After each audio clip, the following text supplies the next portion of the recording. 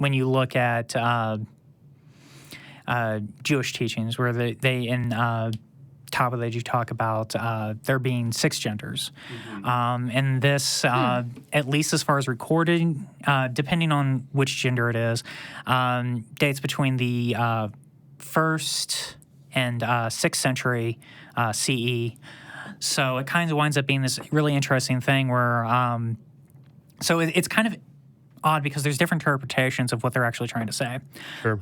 So, and since I am not a Jewish scholar, I do not want to, it's like, but, some interpret it like, oh, yeah, so some of these are like, it's like, well, they do describe intersex conditions, but then there's also like, oh, well, this could also be like, it could be seen as intersex, but it could also be seen as what would be a trans woman or what would be a trans man. So it's this really interesting, like, it's kind of shaped, it's kind of clouded, like you don't really know. It kind of got lost through history just because of the fact that it's like, okay, it's written in this one source, but then how do they actually use it in practice? Right. That's kind of been lost. So I'm just kind of at the surface. I'm trying to remember, there was a book that actually was, it's a, I can't remember the trans man's name, but anyway, he basically kind of dives into, the history of non-binary genders through Jewish culture, which I think was interesting. I just haven't had the time to sit down and read it. Sure. So I don't want to say like, oh, this is absolutely this or this is absolutely that. Yeah, for me, the thing that makes it interesting is that we're not talking exclusively throughout all of human history before, now, Exactly. describing something that was entirely or exclusively marginalized. To recognize that trans folks have, of course, existed, anciently and forever, but not only existed, but have on occasion been in cultures and societies that perhaps accepted them or at least were willing to write about them and acknowledge their existence as something other than a just random perversion. Exactly. So, that winds up being the interesting thing. I think one of the main reasons why, society-wise, we kind of dumped the idea of more than 2 genders is the ancient Greeks. They did, I'm not knocking everything the Greeks did. Geometry is fantastic. But their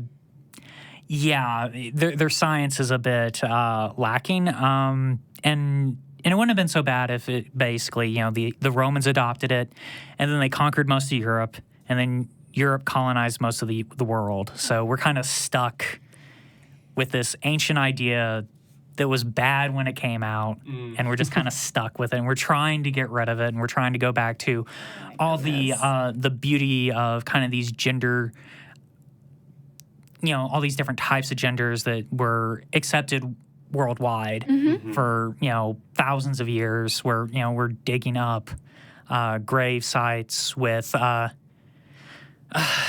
people that, like, the skeleton is like, okay, well, this is a male skeleton, but it's like they buried them in the traditional way that you'd bury a woman. So it's like it definitely appears like, oh, okay, well, this was some kind of trans woman type gender expression within this culture, and the way that that they were buried showed signs of respect, that they were a valued member of the community. And same thing with female-bodied individuals. They were buried as warriors, kind of like fathers, things like that, where these keep on coming up. It's like, okay, this isn't just some new thing that them crazy queers are coming up with. This is kind of been, that's always been kind of here. It's always interesting to me too that the way to discredit it is to call it new. Yeah, that is like, such a common argument. By default, new has no bearing on exactly how valid or true a thing is. Exactly. So even like not to put aside anything that was just said, because oh my goodness, I now want to go back and reread all of the books about this. But the concept of like, oh well, it's new, so it's bad, is such a telling mindset to me. Yeah, I'm also disturbed by the fact that people are like, well, it's a choice, therefore it's wrong. It's like, But a lot of things are a choice. Your religion is a choice. Right? I mean, No, that's a whole other topic we can go on forever Yeah, about. exactly. The idea I that we mean- have to like it's not a choice because I wouldn't choose. It's like actually I would. I kind of like that. So like the having to back into a corner saying it's not a choice, I was forced into this almost just is by itself problematic.